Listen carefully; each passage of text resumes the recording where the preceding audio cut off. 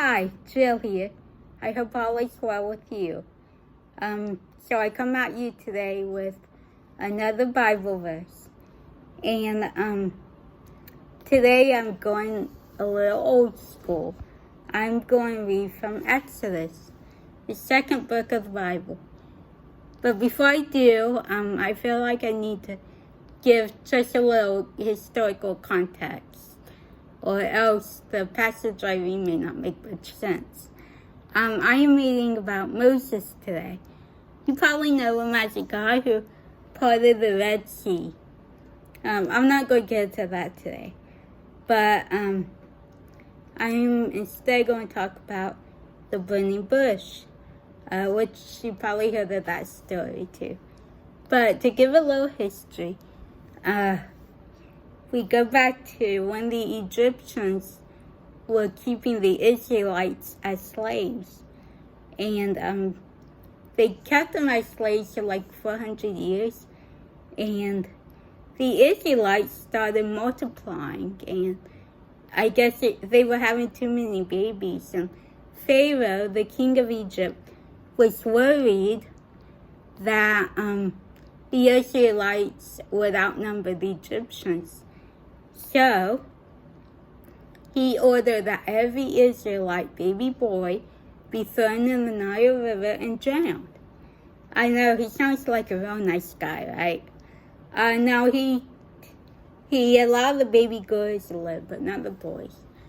So that's what happened. Well, one Israelite woman gave birth to a boy and decided to hide him.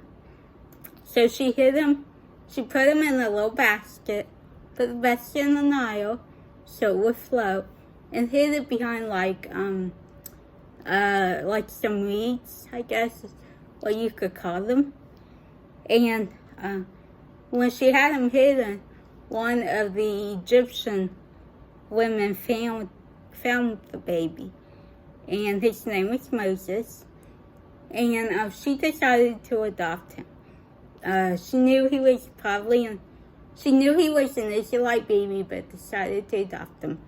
So, little Moses grew up as an Egyptian, and he didn't even know he was an Israelite until he was older. So, one day when he was a young man, he went down to where the slaves are working. And while there, one of the Egyptians struck one of the slaves. And Moses stood up for the slave. He's like, hey, why are you doing that? And him and the Egyptian got into like a fight. And long story short, he ends up killing the Egyptian. So he was afraid, so he ran away. And he ran into the wilderness. So then skip ahead 40 years. I believe it was 40. I haven't read Exodus in a while. But skip ahead, he's an older guy. Probably middle-aged. And he's a shepherd, which in the Bible is like the lowest thing you could be besides slave. And God appears to him in the bush. And what was really neat was he appeared to him in a bush that was set on fire, but the bush didn't burn. So the bush stayed perfectly bushy, I guess you could say. And that was really cool. And God says, hey, you are going to go back and lead my people out of Egypt so they can worship me. And, Moses is kind of ejecting. He's throwing all these buts, but. And, of course, God, being God, refutes every but. But,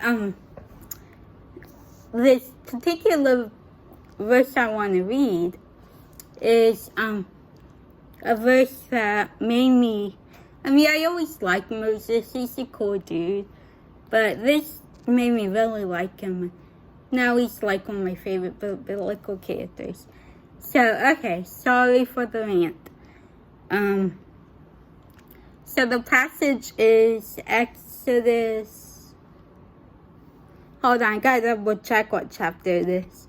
Cause you know, I should have done that. It's Exodus 4:10. So Exodus 4:10, and I'm reading from the NLT. But Moses pleaded with the Lord, "Oh Lord, I'm not very good with words. I never have been, and I'm not now, even though you've spoken to me.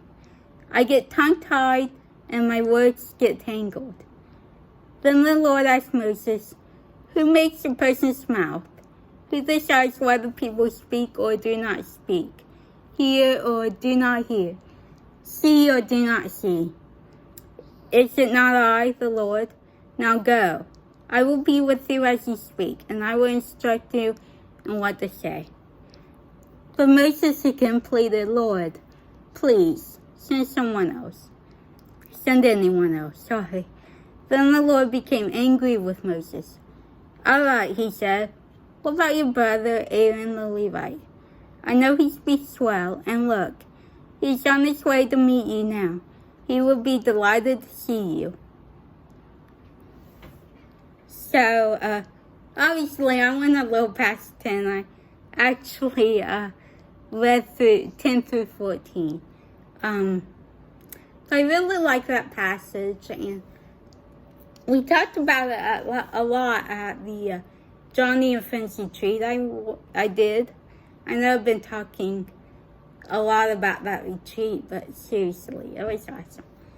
But one thing they mentioned at the retreat that I never really thought about was, you know, Moses says to God, "I don't speak well, I get tongue-tied."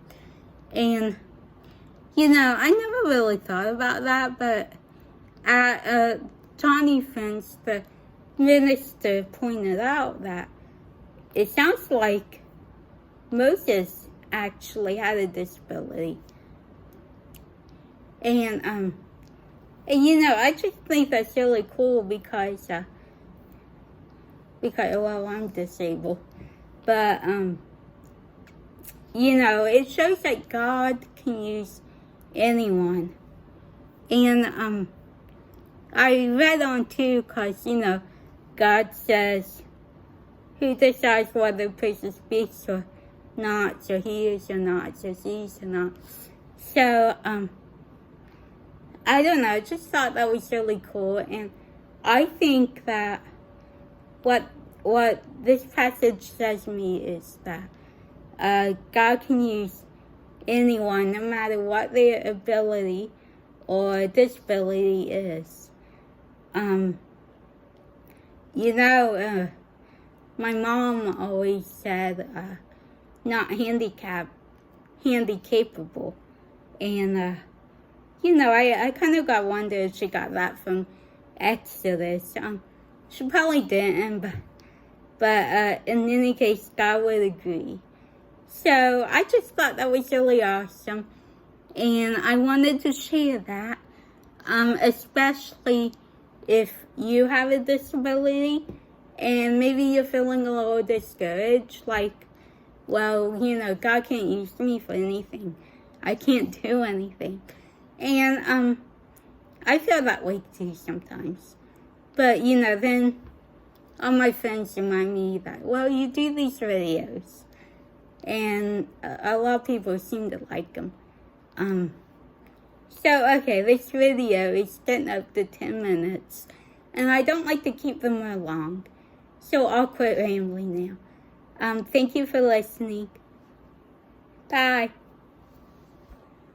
If you like this video, don't forget to hit the like button and also subscribe and hit the little bell to be notified of new content.